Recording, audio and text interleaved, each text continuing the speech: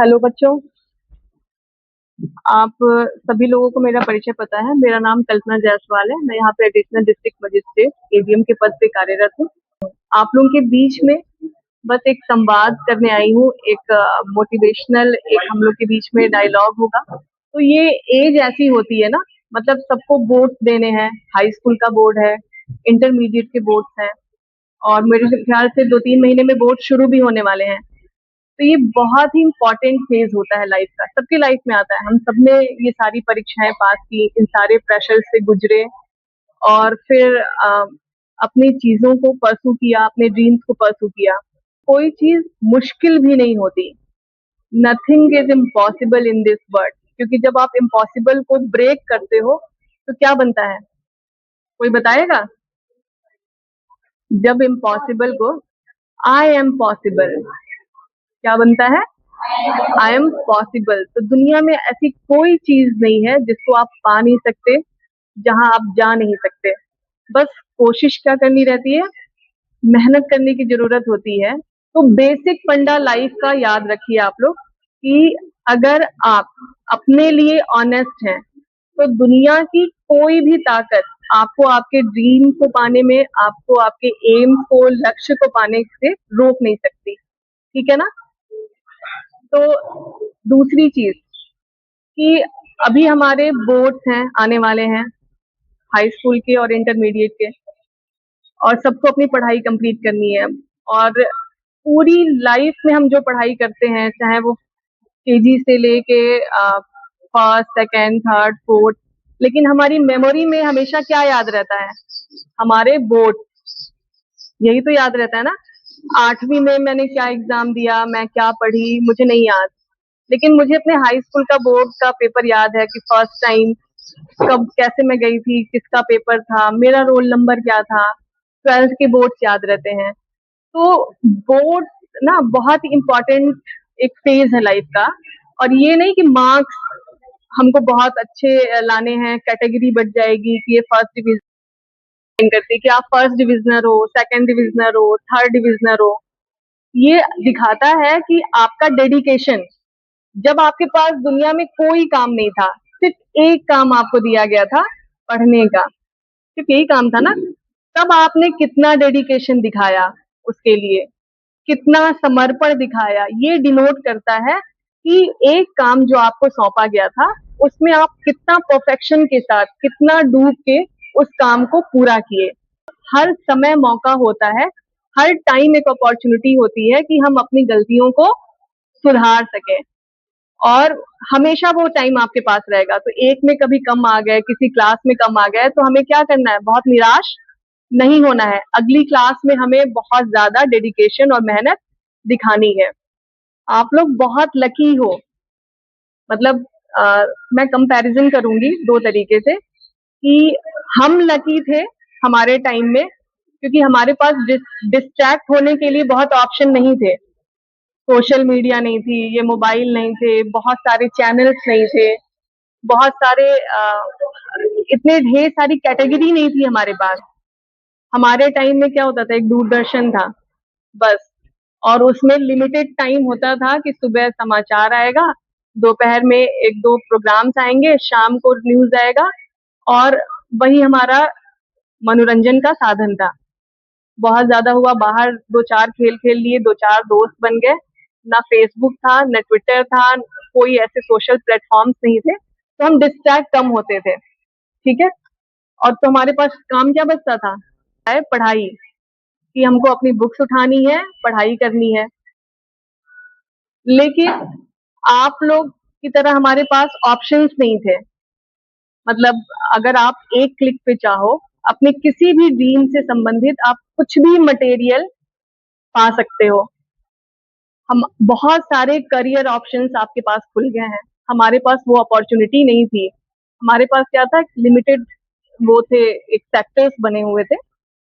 लगता है कि अच्छा मुझे ये बनना है, मुझे टीचर बनना है, कभी लगता है नहीं नहीं डॉक्टर बनना है, कभी लगता है, ऐसे चेंज होते हैं ना, कि कभी कोई मूवी देख लिया तो कुछ उससे इंस्पायर हो गए। तो कंफ्यूजन रहता है। बहुत कम बच्चे होते हैं जो बहुत क्लियर होते हैं बचपन से, कि मुझे यही काम करना है और उसी फील्ड में आगे बढ़ना है, वो बहुत क्लैरिटी होती है। 3 कैटेगरी होती है, क्लियर होते हैं, एक नहीं क्लियर होते हैं, कंफ्यूज रहते हैं, और एक को क्लियर ही नहीं रहता है। ठीक है? तो हमारा जो नेचर होता है ना, हमारी जो स्वभाव है, जो हमारा वो 3 हमारे अंदर गुण होते हैं, सत्व गुण, रजस्व गुण, तमस गुण। सुने हो इसको, गुणों के बारे में? अच्छा, ये मतलब हाँ, बहुत छोटी सी चीज होती है कैटेगरी की, मतलब एक आदमी के अंदर 3 तरह की क्वालिटी होती है, और इन तीनों में से जो प्रोमिनेंट क्वालिटी होती है वो उसका नेचर बन जाता है। ऐसे राह चलते बोल देते हैं, बहुत फिलोसफर मत बनो, बोलते हैं ना, किसी को टॉन्ट बोल, कोई कुछ बहुत अच्छी बातें समझा देता है, कहते हैं ज्यादा फिलोसफी मत झाड़ो। कहते हैं फिलोसफी मीन्स गहरी बात। जैसे फिलोसफी जो होती है ना, उसी को हिंदी में दर्शन शास्त्र, पूरा ये रूपांतरण अनुवाद तो नहीं है, लेकिन फिलोसफी का अनुवाद माना जाता है दर्शन शास्त्र को। तो दर्शन जो है ना, वो दृश्य धातु से बना है। दृश्य मतलब देखना, मतलब आप हमें देख रहे हो, हम आपको देख रहे हैं, जो आपको एक इंसाइट देता है, जो आपको समझने की ताकत देता है। और जब फिलॉसफी देखोगे तो ये 2 शब्दों से मिलके बना है, फिलॉस और सोफिया। ठीक है? फिलॉस का अर्थ होता है नॉलेज, सोफिया का अर्थ होता है लव। तो जो लव ऑफ नॉलेज, ये होती है फिलॉसफी। जिसको ज्ञान से प्यार है, जिसको पढ़ने से, अगर आपको पढ़ने से प्यार हो जाए ना, तो इससे बड़ी चीज कुछ होगी? कुछ नहीं, पूरी लाइफ आपकी चेंज हो जाएगी। ठीक है? तो उसमें जब हमारी इंडियन फिलॉसफी में आओगे, तो कुल हमारे पास 9 स्ट्रीम है फिलॉसफी की। ठीक है? मतलब 9 शाखाएं हैं, 9 जोन है, मान लो। स्यादवाद ये कहता है ना, एक हाथी का एग्जाम्पल सुना होगा तुम लोगों ने भी, छोटे छोटे क्लासेस में पढ़ा भी होगा कि 6 अंधे होते हैं और उनके बीच में एक हाथी छोड़ दिया जाता है, मतलब उनके आंखों पे पट्टी बांध करके, या अंधे ही मान लो, और उनको ये नहीं पता कि हाथी कैसा है। तो एक अंधा व्यक्ति उसकी पूंछ पकड़ता है, एक अंधा व्यक्ति उसके पैर पकड़ते हैं, एक व्यक्ति उसके कान पकड़ते हैं, एक सूंड पकड़ते हैं, कोई दांत छूता है। सबने उसके अलग अलग पार्ट को छुआ, महसूस किया, और उनसे पूछा गया टोटलिटी में कि हाथी कैसा था। तो जिसने पूंछ छुई उसने कहा कि हाथी झाड़ू जैसा है, क्योंकि उसने वही देखा। और एक से पूछा गया कि आप बताओ हाथी कैसा है, तो जिसने पैर छुआ उसने कहा हाथी खंबे जैसा है, मोटे खंबे जैसा। तो बोले ठीक है। फिर एक से पूछा गया कि जिसने कान छुआ उससे पूछा गया कैसा है, बोला हाथी सूप जैसा है। ठीक है? फिर जिसने टंग उसकी छुई, सूंड छुई, उससे पूछा गया तो उसने अलग डिफाइन किया। जिसने जो पार्ट छुआ उस तरह डिफाइन किया। तो स्यादवाद कहता है ना कि हम सारे लोग भी ऐसे हैं, हम सारे जो मनुष्य हैं ना, वो आधा अधूरा सच जानते हैं, और जो जितना जानता है उसी पे वो सत्य होने का दावा कर देता है कि मैं ही सही हूँ, जबकि वो पार्शियल सही है। पार्शियल सही है ना? जिसने बोला कि हाथी झाड़ू जैसा है, क्या वो झूठ बोल रहा था? नहीं बोल रहा था ना। वो उसका पार्शियल ट्रुथ था, वो उसका छोटा सा सच था, आंशिक सच था।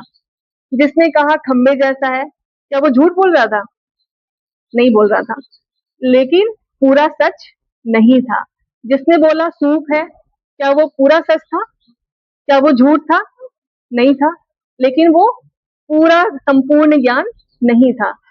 तो कभी भी पार्शियल, हम बहुत पार्शियल, ये यूनिवर्स बना, ये यूनिवर्स जब आप फिलोसफी या हिस्ट्री पढ़ोगे आगे, या साइंस पढ़ोगे, या ज्योग्राफी पढ़ोगे, तो पता चलेगा ना कि हम एक इस पूरे ब्रह्मांड के एक बहुत छोटे से तुच्छ हिस्सा है। मतलब हमको गुमान होता है ना कि हम ये हैं, हम वो हैं, हम कुछ नहीं है। हमसे बिरले लोग हैं, आए चले गए और आएंगे भी। ठीक है? तो ये गुमान और ये अहंकार कि मैं ही सब कुछ हूँ, मुझे सब पता है, और ये सारी चीजें नहीं होनी चाहिए। अब सोचो, जब ये यूनिवर्स बना ना, जब ये संसार बना, तो लगभग 450 करोड़ साल पहले, मतलब सालों की बात नहीं कर रही हूँ, 450 करोड़ साल पहले ये यूनिवर्स बना। लगभग 370। मतलब ये अनुमानित है, ये मत कहना कि स्टक हो जाना कि इतना ही ऊपर नीचे, मतलब ये स्टडीज है, ये अध्ययन है, ठीक है, कि ऐसा अनुमान लगाया जाता है कि जब ये संसार बना तो इतना पुराना हो सकता है। ठीक। अब इसमें लाइफ कब आई? शुरू से तो लाइफ थी नहीं। शुरू एक स्ट्रक्चर था, बिग बैंग थ्योरी आपने पढ़ोगे आप लोग आगे भी। जब आपके अंदर जिज्ञासा होगी ना, तो आप लोग यूट्यूब पे ये सब सारी चीजें सर्च करना शुरू करोगे। जैसे अभी आप जो फालतू के रील्स देखते होगे, टाइम वेस्ट करते होगे, ये टाइम दोबारा नहीं आएगा आपके लाइफ में। और फिर जब आपके पास पछताने के लिए कुछ नहीं होगा, तो फिर आपको लगेगा कि मैंने अपना कितना खूबसूरत टाइम, कितना इम्पोर्टेंट टाइम मैंने फालतू की चीजों में वेस्ट कर दिया। बनना चाहती हूँ, भले ही मैं कांस्टेबल बन जाऊँ, लेकिन अपने नहीं तो भले कांस्टेबल नहीं तो फिर मैं आगे मेहनत और स्काई इज द लिमिट होना चाहिए ना, तो बनो। क्या करूँ? तो पहले मैंने क्या कहा, पहले आपको 12th तक की पढ़ाई ईमानदारी से कंप्लीट करनी है, क्योंकि कोई भी कंपटीशन आप दोगे, कोई भी कॉम्पिटेटिव एग्जाम दोगे, तो वो क्या पूछेगा? 12th स्टैंडर्ड तक की सारे math, physics, science, Hindi, history, geography, ये सारी चीजें यही तो आती हैं कि कहीं कुछ पैरासूट या कुछ मंगल ग्रह से आता है? नहीं आता है ना। ये जो हमारा सिलेबस है ना, यही हमारा आंसर है हर क्वेश्चन का। तो अपने सिलेबस को पूरा अच्छे से कंप्लीट करना है, ठीक है। और अभी सोचो ना तो बड़ा सोचो कि आईपीएस बनना है, ठीक है।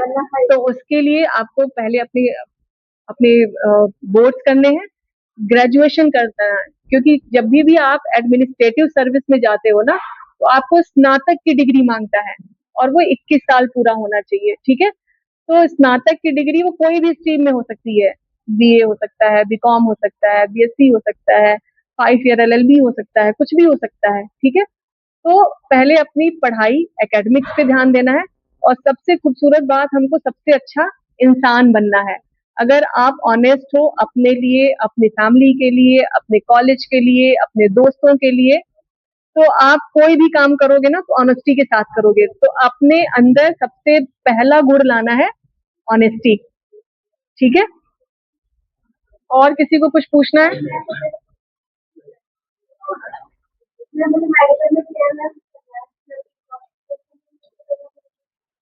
तो सबसे पहले तो इंटर करना पड़ेगा, ठीक है। उसके बाद आपको इंटर के बाद आपको नर्सिंग कॉलेज में एडमिशन लेने पड़ेंगे। मतलब पहले अपना 12th पढ़ो बच्चा आप लोग, ठीक है।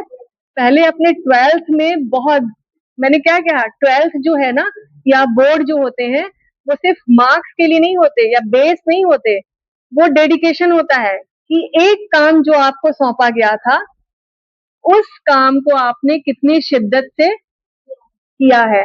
तो पहले एक काम जो पहला पड़ाव है, उसको तो हम पूरा करेंगे ना। फिर उसके बाद जब आप 12th कर लोगे, तो ढेरों ऑप्शन आपको फिर मिलेंगे। आप नीट का एग्जाम दो ना, सिर्फ नीट का पहले एग्जाम दो, ठीक है। प्राइवेट का नाम सुना है ना, प्राइमेट से भी बहुत सारी चीजें आई, वो एप्स आए, फिर मतलब उनकी बहुत कैटेगरी है, होमोसैम्पियंस, निएंडरथल, मतलब एक पूरी चेन है। हम बंदर बंदर तो हमारे चाचा फूफा टाइप के हैं, ये हमारे पूर्वज नहीं है, मतलब इससे भी पुराने हैं, ठीक है।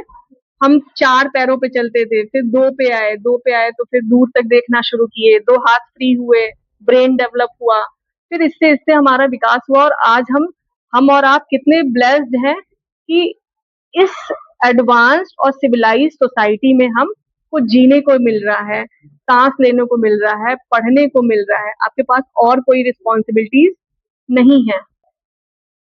फिलोसफी बहुत खूबसूरत सब्जेक्ट है जो आपको एक्सेप्टेंस देता है। जैसे आप कोई भी स्ट्रीम ले लो, आप बीए ले लो, बीकॉम ले लो, बीएससी ले लो, उसके बाद उसका मास्टर डिग्री करो, मतलब एमए करो, एमएससी करो, एमकॉम करो, लेकिन लास्ट में हर सब्जेक्ट किस पे जाती है? फिलोसफी पे।